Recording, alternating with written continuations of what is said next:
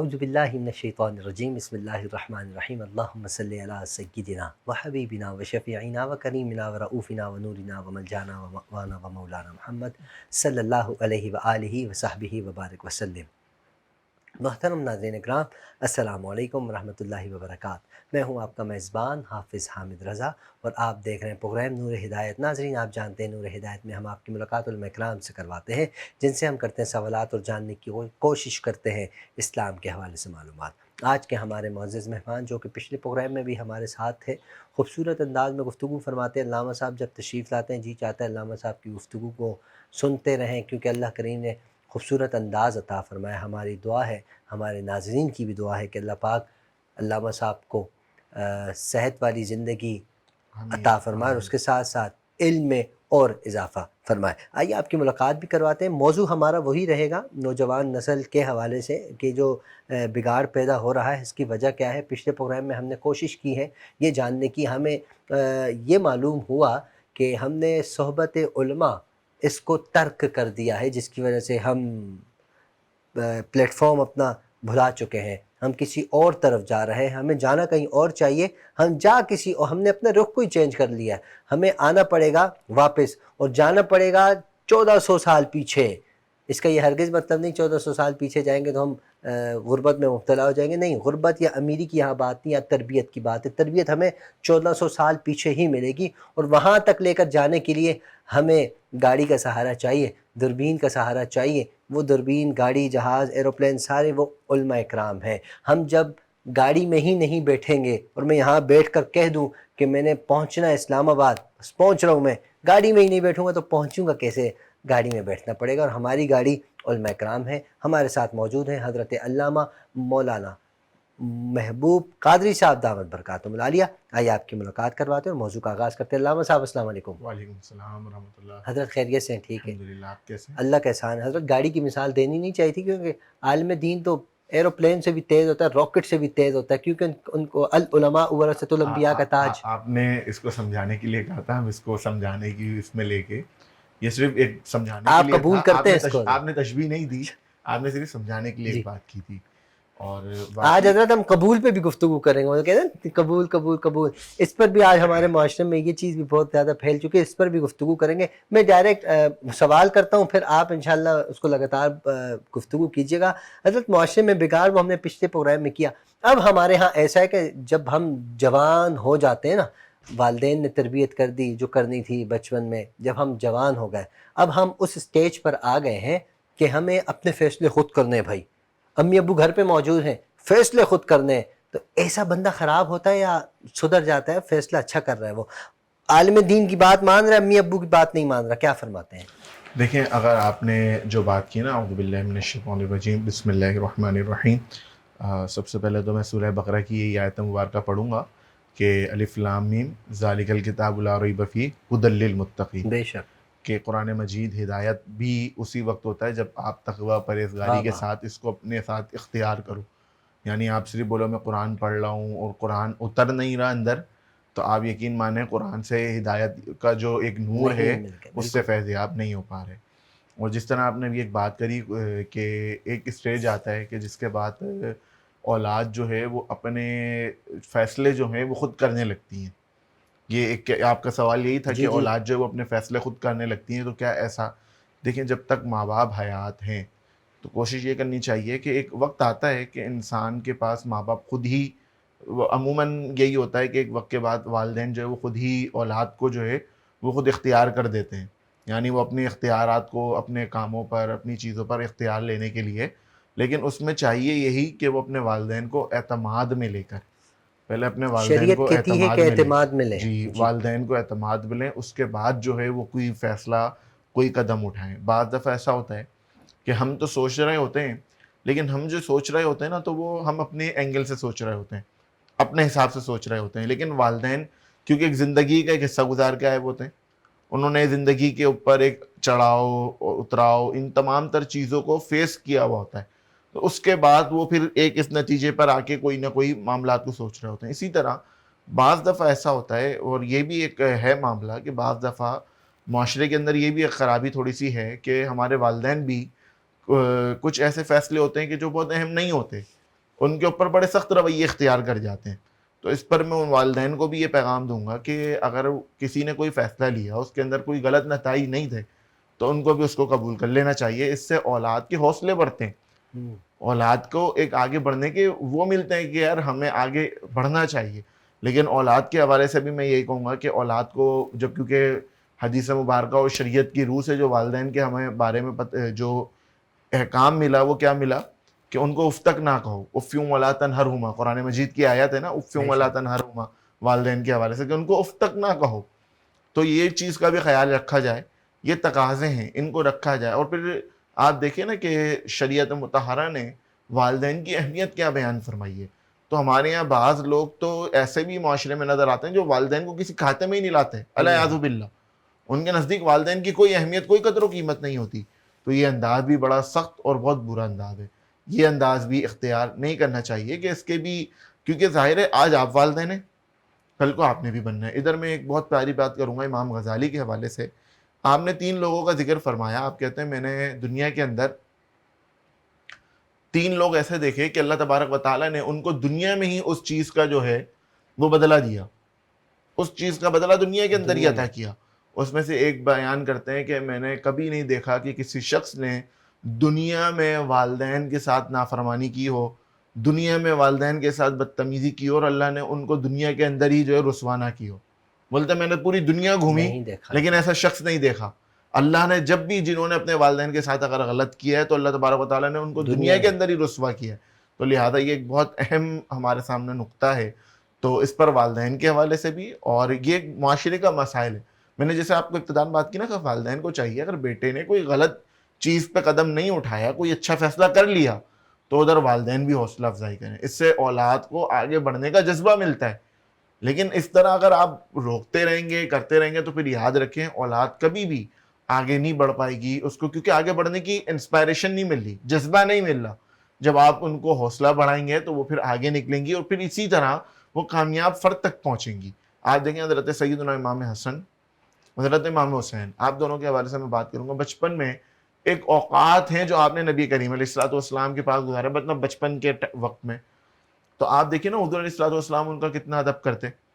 اسی طرح اگر ہم خاتون جنت سیدہ فاطمہ الزہرا سلام اللہ علیہا آپ کے حوالے سے دیکھیں تو حضور کتنا ادب کرتے کہ آپ تشریف لاتی ہیں, سرکار علیہ الصلوۃ والسلام خود کھڑے ہو جاتے. حضور کون؟ رحمت للعالمین, جن کے آگے پوری کائنات جھکی ہوئی ہے, تمام انبیاء جن کے پیچھے سجدہ کرتے ہیں, جو امام الانبیاء ہیں, وہ اپنی بیٹی کے ادب میں کھڑے ہو جاتے ہیں. تو یہ حضور نے بھی سکھایا. اور پھر حضرت خاتون جنت کو اگر دیکھیں تو آپ کی جو تربیت سرکار علیہ الصلوۃ والسلام نے اس انداز سے کی کہ حضور نے جو کچھ ان کو سکھایا انہوں نے زندگی کے اندر ہمیشہ اسی اقدام کے ساتھ جو ہے اپنی زندگی گزاری. تو یہ چیز دونوں کے لیے میں نے آپ کے سامنے بیان فرما دی. بالکل. اچھا حضرت, جو کہ نوجوان نسل میں ایک چیز کا اور اس وقت اضافہ ہے, دوسری شادی کا. اور دوسری شادی کے لیے یہ موضوع ہمارا نہیں ہے, لیکن ظاہر ہے نوجوان ہی کے زمرے میں آتا ہے. تو میں چاہوں گا یہ سوال بھی کر لیا جائے کہ دوسری شادی کی, جیسے کہ پہلی شادی والدین کرواتے ہیں, والدین کی زیادہ تر ایسے ہی ہمارے پاکستان میں, تو دوسری شادی کی اجازت بہت کم والدین دیتے ہیں, بہت کم, لیکن ہم کر بیٹھتے ہیں. آپ نے تو خیر دوسری کی بات کر دی. ناظرین میں کتنے سارے لوگ ایسے ہوں گے بولیں گے ہماری تو والدین ایک کی بھی پہلے کی بھی اجازت نہیں دے رہے. جی, تو یہ دوسری شادی کی اجازت لینا بھی والدین سے اسی طرح کا طریقہ کار اپنانا چاہیے جو پہلی شادی کا تھا, یا اس کے لیے تھوڑی نرمی کا معاملہ ہے؟ دیکھیں میں آپ کو ایک اور بات بولوں گا کہ ہمارے یہاں پہلی چیز اس کو سمجھیں کہ شریعت مطہرہ نے اس کو جائز قرار دیا ہے. خاص طور پہ ہمارے ہندوستان کے اندر 4 شادیاں کر سکتے ہیں. 4 شادیاں کر سکتے ہیں. ہندوستان کے اندر ہمارے ساتھ معاملہ کیا ہے حضرت, معذرت کے ساتھ قطع کلامی معاف, یہ 4 شادیوں کا زور صرف علماء اکرام دیتے ہیں, معذرت کے ساتھ, وہ بھی میل علماء اکرام. فیمیل جو ہوتی ہے نا وہ اس چیز سے چڑھ جاتی ہیں, بولتی ہیں کیوں بولتے ہیں ایسا, اس کی وجہ کیا, وہ چڑھتی کیوں ان کو برا لگتا ہے؟ دیکھیں میں آپ کو ایک اور بتاؤں, فطرتی عورت کے ساتھ نا ایک فطرتی ایک نیچرلی ایک بات کر رہا ہوں کہ عورت کے ساتھ اللہ تبارک و تعالیٰ نے ایک نفسیاتی طور پہ ایک یہ مرحلہ رکھا ہے کہ ایک عورت دوسری عورت کو برداشت نہیں کرتی, چاہے وہ بیوی کی صورت میں ہو یا کہ بعض صورتوں میں آپ نے دیکھا ہوگا بہت سے لوگ ہیں عورت کو برداشت نہیں کر پاتی. جی, بعض لوگ ہوتے ہیں وہ بہت کم, مطلب بہت کم آپ کو نظر آئے گا کہ جنہوں نے 2 2 3 3 کو ایک ساتھ رکھا ہوتا ہے, ورنہ یہ بہت شاذ و نادر ہوتا ہے. عموماً پہلی کو پتہ لگ جائے تو یہاں تک کہ نوبت آ جاتی ہے وہ طلاق تک پہنچا دیتی ہیں. اب یا تو پہلی کو طلاق ہوتی ہے یا پھر دوسری کو طلاق ہوتی ہے, اس بیچاری کی زندگی بھی برباد, یہ اور گناہ بھی سارے تو ہے حضرت. یہ سارے معاملات جو ہیں مناسب نہیں ہیں. تو میں آپ کو یہ بات کہنے والا تھا کہ ہمارے یہاں خاص طور پہ دوسری شادی کے حوالے سے, کیونکہ یہ نوجوانوں کے مسئلے ہمارے سامنے آ رہے ہیں, ادھر میں آپ کو ایک اور بات بولوں گا کہ دیکھیں ہندوستان کے اندر اس کو بڑا برا سمجھا جاتا ہے. کیوں کہ خاص طور پہ جو ہمارے ہندو حضرات ہیں, جو ہندو لوگ ہیں, ہندو کمیونٹی کے اندر دوسری شادی کرنا ایک بہت بڑا گناہ ہے. گناہ ہے. تو وہ اسی کو, اچھا جو ہندوستان سے مسلمان آئے اور ان لوگوں کے اندر یہ جو تھوڑی بہت رسم و رواج جو ہندوانہ شامل ہوئے, وہاں سے یہ چیز بھی شامل ہو گئی کہ وہ دوسری شادی کرنے کو آج کے معاشرے کے اندر برا سمجھا جاتا ہے. اس عمل کو برا نہیں سمجھنا چاہیے. ہاں وہ تقاضے پورے نہ کر رہا تو اس کا وہ عمل کرنا برا ہے, لیکن اس عمل کو ہی برا کہتے ہیں کہ دوسری شادی کرنا برا عمل ہے, برا کام ہے یا گناہ ہے. تو ایسا کچھ بھی نہیں ہے. دوسری شادی کے لیے کوئی شرط بھی ہے حضرت؟ پہلی والی کو خوش رکھے یا شرط صرف دو ہیں, دونوں پر نان نفقہ, جیسے پہلی کو دے رہا ہے وہی, اور میانہ روی. پہلی کو ہی پورا نہیں کر پا رہا, پہلی کو پورا نہیں کر پا رہا اور دوسری کر لیتے تو گناہ ہے. آپ کو پتہ ہے اچھا یہی جاننا چاہ ادھر رہا میں ہوں آپ کو ایک اور بات بتاؤں, یہ باتیں سن کے عورتیں خوش ہو جاتی جی ہیں. ادھر میں آپ کو ایک اور بات بتاؤں کہ جہاں پر علماء نے نکاح کی اقسام لکھی ہیں, یعنی جن صورتوں میں نکاح کرنا فرض ہے, صورت میں نکاح کرنا واجب ہے, پھر نکاح کرنا سنت ہے, پھر مستحب ہے, یہ 4 کیٹیگری لکھی ہیں. اور 1-2 صورتیں جو ہیں وہ ناجائز کی طرف لکھی ہیں. ایک صورت میں حرام ہے, نکاح کرنا حرام لکھا ہے شریعت نے, اور ایک صورت کے اندر نکاح کرنا جو ہے وہ مکروہ لکھا ہے. اور حرام والی صورت یہی ہے کہ اگر کوئی شخص نان نفقہ اٹھانے پر قادر نہیں ہے تو اس کا نکاح کرنا جو ہے وہ حرام ہے. یہاں تک کہ شریعت مطہرہ نے لکھا ہے کہ اس کا نکاح کرنا حرام ہے. اور پھر یہاں پر بھی لکھا ہے شریعت مطہرہ نے ان والدین کے لیے کہ جو نان نفقہ اٹھانے پر قادر ہو, نان نفقہ اٹھانے پر قادر ہو, اور جو ہے وہ کیا کہتے ہیں مردانہ صلاحیت رکھتا ہو, تو اس کے لیے نکاح کرنا فرض بھی ہے. بعض صورتوں کے اندر نکاح کرنا فرض بھی ہو جاتا ہے اور نکاح کرنا حرام بھی ہو جاتا ہے. نہ کرے گا تو گناہ گار ہے, نہ کرے گا تو گناہ گار ہوگا. یہ کیا کیونکہ شریعت تو ہمارے معاشرے میں 70% لوگ ایسے ہیں جو ماشاءاللہ سے کھاتے پیتے بھی ہیں اور تگڑے بھی ہیں ہر لحاظ سے, تو وہ پھر اصل میں اس کا تعلق ہے. اس چیز کے ساتھ ہے. اس کا تعلق جو انہوں نے ایک اور خاص اس کی کیفیت میں جو جوڑا ہے نا شریعت کی روح میں, وہ یہ جوڑا ہے کہ اگر کوئی شخص نان نفقے کے ساتھ اگر اس کو اس چیز کا مطلب حتی الامکان اس کو امکان ہے کہ وہ زنا کر لے گا, اگر اس کی شادی نہیں ہوئی تو اس صورت میں نکاح کرنا فرض ہے. اچھا زنا کے ساتھ اس کو جوڑا ہے کہ اگر اس کو پتہ ہے کہ میں حتی الامکان زنا کر لوں گا, میں خود پہ قابو نہیں کر پاؤں گا, تو اس کے لیے نکاح کرنا فرض لکھا ہے. یہ شریعت نے ہمارے لیے قانون بنایا ہے. آج ہمارے یہاں یہ بھی ایک نوجوانی ایک مسئلہ ہے کہ جس طرح بے حیائی ہمارے معاشرے کے اندر عام ہے اور چیزیں ہمارے سامنے عام ہو چکی ہیں, تو ان تناظر میں تو آپ کے چینل کے ذریعے باقاعدہ یہ پیغام جاری کرنا چاہوں گا کہ اس چیز کو عام کیا جائے, نکاح کو آسان کریں اور عام کریں. ہمارے یہاں زبردستی مطلب ایسی فارمیلٹیز پیدا کر دی گئی ہیں نکاح کے لیے کہ انسان ساری زندگی یہی سوچتا ہے کہ میں نکاح کیسے کروں, کہ اپنا گھر نہیں ہے, پہلے اپنا گھر ہو جائے, پہلے اپنی, یہ تو نکاح کی ضروریات. سونے کی جو ضروریات ہیں, فلاں کو 6 تولہ دیا تھا, چھوٹا اس کو بھی 6 تولہ دینا ہی دینا ہے. اب جب چھوٹے بڑے کو دیا تھا اس وقت تولہ تھا 1 لاکھ, آج وہ 2 لاکھ روپے 2 سے بھی اوپر کراس کر گئے. تو یہ ٹینشن بھی انسان کو کھا جاتی ہے. اسی طرح صرف سونا نہیں ہے, یہ چیزیں ہم نے بنائی ہیں, ہم نے خود پر لازم کری ہے. شریعت تو نہیں کہتی آپ سونا دو, شریعت تو نہیں کہتی, شریعت نے ہاں اس چیز کی قید رکھی ہے آپ کو اس کو اوپر چھت دینی ہے. ہمارے یہاں آج کے زمانے کے اندر کرائے کے ذریعے گھر مل جاتے ہیں, آپ اس کو چھت مہیا کر سکتے ہو, نہیں لیکن جب تک اپنا گھر نہیں ہوگا ہم بچوں کی شادی نہیں کریں گے.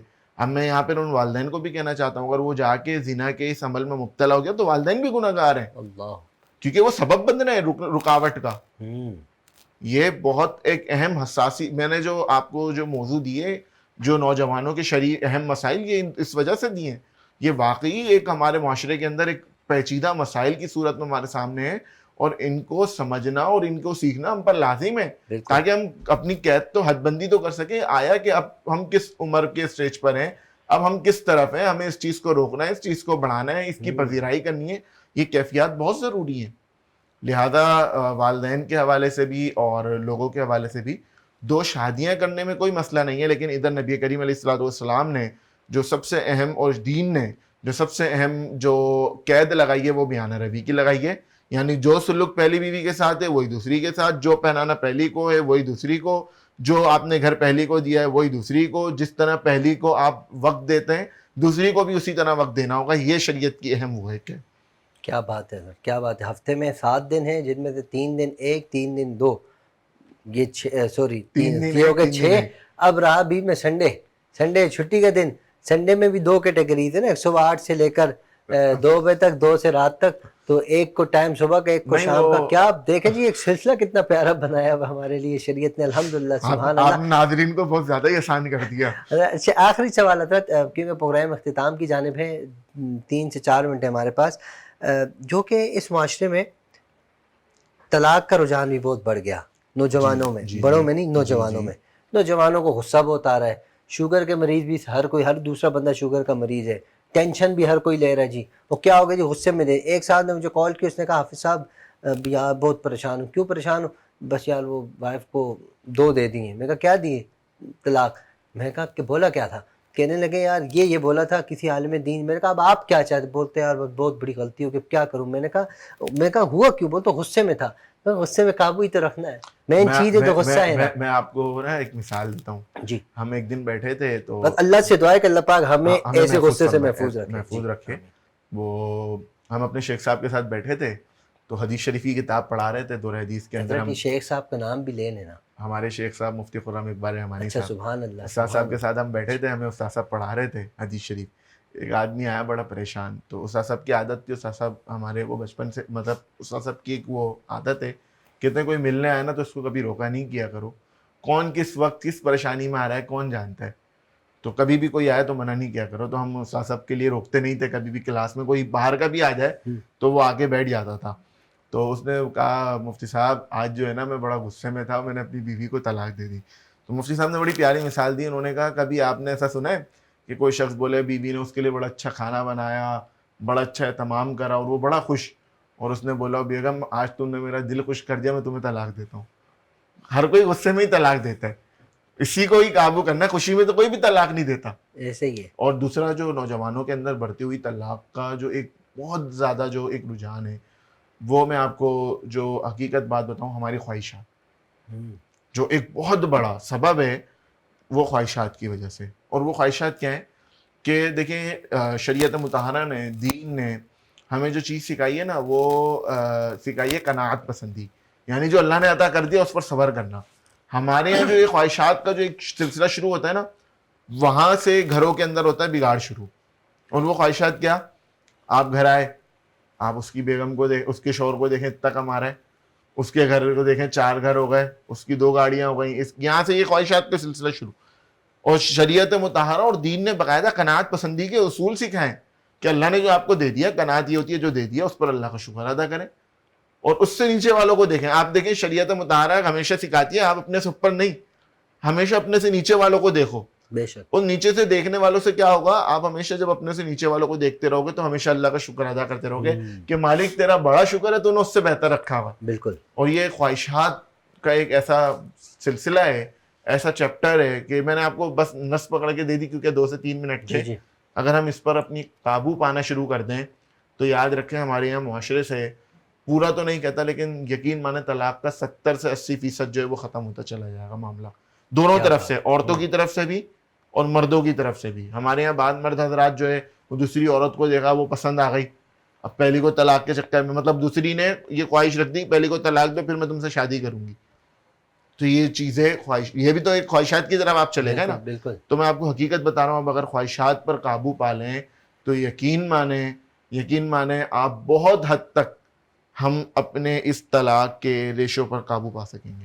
کیا بات ہے. بالکل جی حضرت، کیونکہ یہ معاشرے کے اندر اس وقت بہت اسپیڈ کے ساتھ پھیلتا جا رہا ہے، اور اس سے اور تو کچھ نہیں ہوتا، زندگی خراب ہو جاتی ہے، زندگی تباہ ہو جاتی ہے. اس کے بعد پھر اس عورت کے لیے بڑے مسائل پیدا ہوتے ہیں. پھر ہم لوگ اس عورت کو بھی اچھی نظر سے نہیں دیکھتے. ہمارا معاشرہ بھی ایسا ہی ہے. اچھا آدھے منٹ میں معاشرے کو کیا پیغام دینا چاہیں گے اس حوالے سے جو ہماری آخری بات چل رہی تھی؟ دیکھیں معاشرے کو جو ہم نے موضوع لیا نا، اس موضوع کے ساتھ میں یہی پیغام دوں گا کہ دین کے قریب آئیں، دین کو سمجھیں، دین کو سیکھیں. یہ واحد دین ہی ہے جو دنیا کی بھی بقا کے ذریعہ بنے گا اور آخرت میں بھی کامیابی کا ذریعہ بنے گا۔ اللہ تبارک و تعالیٰ نے جو لوگ دین کے قریب ہوتے ہیں، دین سیکھتے ہیں، ان کے لیے جو لفظ استعمال فرمایا اولئک هم المفلحون، وہی لوگ کامیاب ہیں۔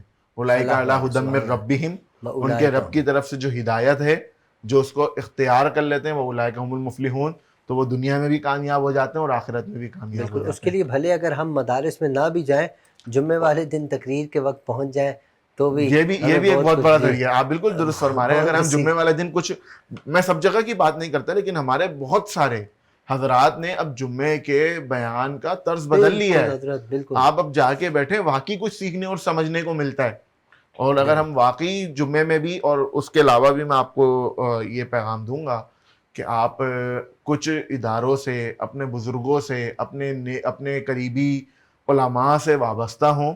جب آپ ان سے وابستہ ہوں گے تو یقین مانیں آپ ان سے رہنمائی لیں گے جگہ مقامات پر، تو آپ بہت ساری برائیوں سے بھی بچیں گے اور خود بھی اپنے آپ کو بچا سکیں گے، اور اپنی آنے والی اولاد کی بھی ان معاملات کے اندر تربیت کر بالکل سکیں گے۔ حضرت، بہت بہت شکریہ آپ کی تشریف آوری کا۔ بہت خوبصورت شکریہ۔ انداز میں آپ نے نوجوانوں کی تربیت کے حوالے سے گفتگو فرمائے۔ اللہ پاک ہم سب کو عمل پیرا ہونے کی توفیق عطا فرمائے۔ ناظرین اکرام، پروگرام کا وقت اختتام کی جانب ہے۔ آپ سب سے گزارش ہے اپنا بھی خیال رکھیے اور ہم سب کو اپنی دعاؤں میں یاد رکھیے۔ السلام علیکم ورحمۃ اللہ۔